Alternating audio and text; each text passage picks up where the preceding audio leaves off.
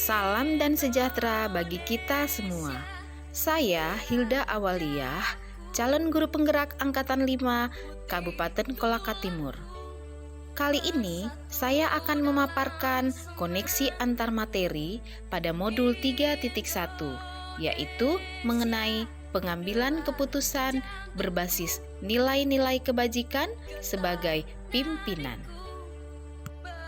Dalam filosofinya, Ki Hajar Dewantara mengatakan bahwa tugas kita adalah menuntun dan membimbing anak agar mereka dapat memperoleh kesejahteraan dan kebahagiaan setinggi-tingginya sebagai manusia dan anggota masyarakat.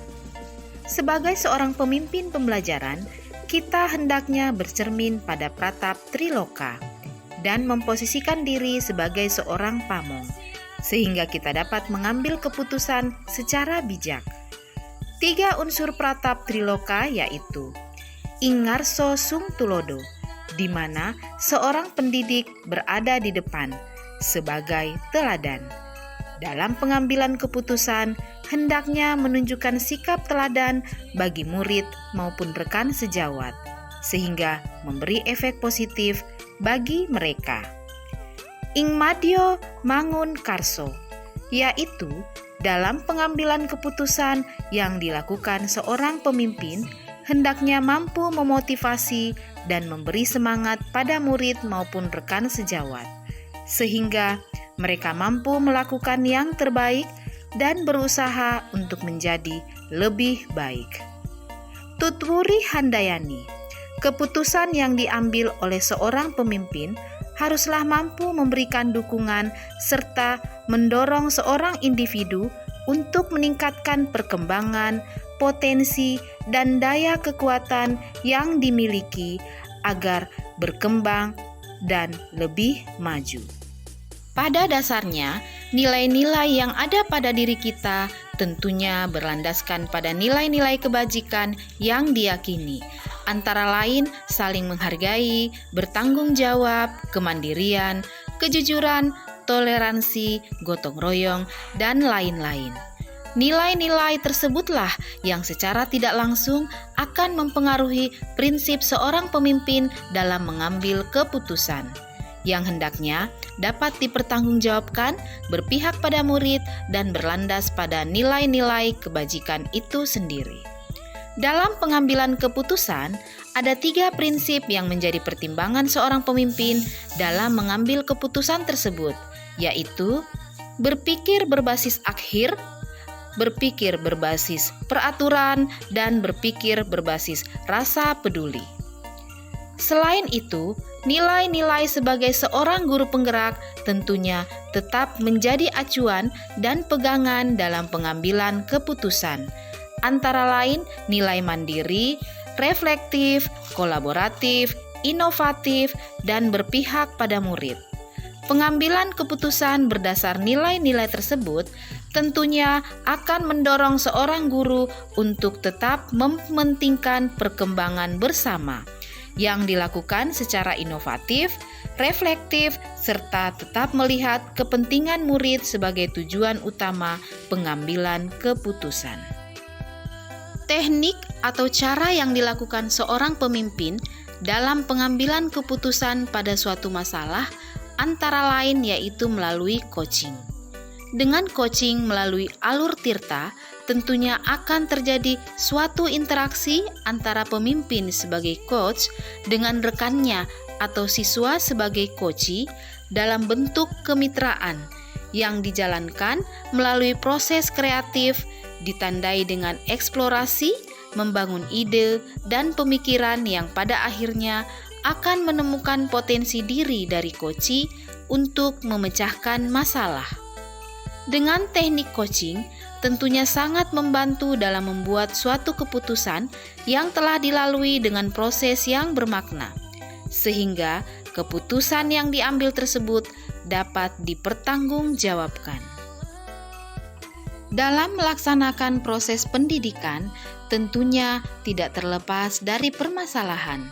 Sebagai seorang pemimpin pembelajaran, hendaknya kita mampu mengelola kondisi sosial dan emosional diri. Pengambilan keputusan oleh pemimpin pembelajaran hendaknya dalam kondisi sadar secara penuh atau mindfulness, yang merupakan dasar dalam memahami perasaan, emosi, nilai diri sendiri yang mempengaruhi perilaku dalam berbagai situasi, mampu mengelola emosi secara efektif, berempati dengan orang lain, dan berelasi, sehingga pengambilan keputusan dapat dilakukan secara bertanggung jawab pada berbagai pilihan dan meminimalkan kesalahan pada masalah dilema etika yang keduanya sama-sama mempunyai nilai kebenaran. Sebagai seorang pendidik, kita diharapkan memiliki kepekaan terhadap suatu masalah yang dihadapi, tentunya berdasar pada nilai-nilai kebajikan yang diyakini. Dalam menghadapi masalah, moral ataupun etika, seorang pemimpin yang baik tentunya akan memiliki kompetensi sosial emosional yang baik pula, sehingga dalam pengambilan keputusan pada masalah bujukan moral tidak akan terbujuk untuk mengambil keputusan yang salah. Sedang pada masalah dilema etika, maka kematangan sosial emosional yang berlandaskan pada nilai-nilai kebajikan tentunya akan mengarahkan pengambilan keputusan yang berpihak pada murid serta dapat dipertanggungjawabkan dalam situasi dan kondisi apapun.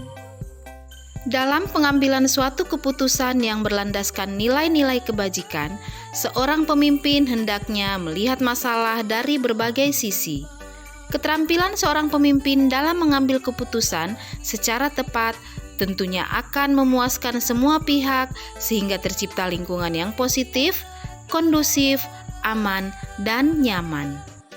Dalam pengambilan keputusan tentunya ada tantangan-tantangan yang dihadapi, antara lain yaitu kurangnya komitmen bersama dalam pengambilan keputusan pada suatu masalah, serta komitmen untuk menjalankan hasil dari keputusan bersama tersebut. Selain itu, tantangannya adalah menganggap bahwa pengambilan keputusan adalah hak mutlak kepala sekolah sebagai pemimpin, sehingga menyulitkan dalam pengambilan keputusan yang tepat terkait kasus-kasus dilema etika. Dalam pengambilan keputusan yang berpihak pada murid, seorang guru harus memahami karakter, latar belakang budaya, serta potensi beragam yang dimiliki murid, sehingga mereka tidak akan merasa sungkan, malu, bahkan tertekan, yang tentunya mendorong terwujudnya pengajaran yang memerdekakan murid. Sebagai pemimpin pembelajaran, seorang guru harus mengakomodir seluruh kebutuhan belajar murid yang berbeda, yaitu dengan memutuskan untuk menggunakan pembelajaran berdiferensiasi untuk memenuhi kebutuhan belajar murid berdasarkan minat belajar, profil, dan kesiapan belajar mereka, sehingga pembelajaran menjadi lebih bermakna. Seorang guru bertanggung jawab untuk mengembangkan potensi, minat, dan bakat murid sebagaimana petani yang menyemaikan benih agar mendapat hasil yang baik. Begitu pula guru, keputusan yang diambil akan berpengaruh terhadap perkembangan murid. Pembelajaran yang dilakukan hendaknya selaras dengan kodrat alam dan kodrat zaman, sehingga akan tercipta pembelajaran bermakna yang mendorong kesejahteraan murid di masa depan atau well-being.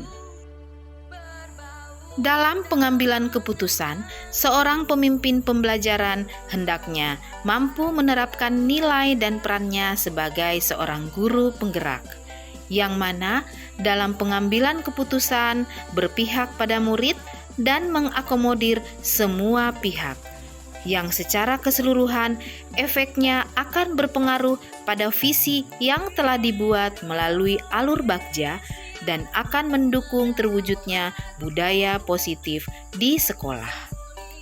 Pengambilan keputusan yang dilakukan oleh pemimpin pembelajaran hendaknya dilakukan dengan sadar secara penuh atau mindfulness dan dilandasi oleh nilai-nilai kebajikan universal berpihak pada murid sehingga dapat dipertanggungjawabkan dengan baik oleh semua pihak. Sebagai seorang pemimpin pembelajaran, ketika terdapat masalah, tentunya harus meninjau dan menganalisis apakah masalah tersebut merupakan bujukan moral atau dilema etika. Mengambil keputusan pada kasus dilema etika tentunya harus diamati paradigma apa yang terjadi, prinsip apa yang digunakan, dan pengujian 9 langkah dalam pengambilan keputusan, sehingga diperoleh keputusan yang dapat dipertanggungjawabkan secara bersama. Sebelum mempelajari modul ini, saya pernah dihadapkan pada masalah moral etika. Prinsip yang saya pakai yaitu rule-based thinking, berpikir berbasis peraturan. Namun, cara ini terkesan kaku dengan aturan, tidak adil, serta tidak mengakomodir keterbatasan siswa. Setelah mempelajari modul ini, yaitu pengambilan keputusan berbasis nilai-nilai kebajikan, saya jadi lebih jeli melihat kasus yang ada, serta menganalisis kasus tersebut menggunakan 4 paradigma, 3 prinsip, dan 9 langkah pengujian yang berlandaskan nilai-nilai kebajikan, berpihak pada murid, dan bertanggung jawab. Sebelum mengetahui konsep pengambilan keputusan yang benar, ketika ada masalah, saya langsung mengambil keputusan tanpa banyak pertimbangan. Namun, setelah memahami konsep pengambilan keputusan yang baik, ketika ada kasus dilema etika, saya berpijak pada nilai-nilai kebajikan universal, berpihak pada murid, dan bertanggung jawab.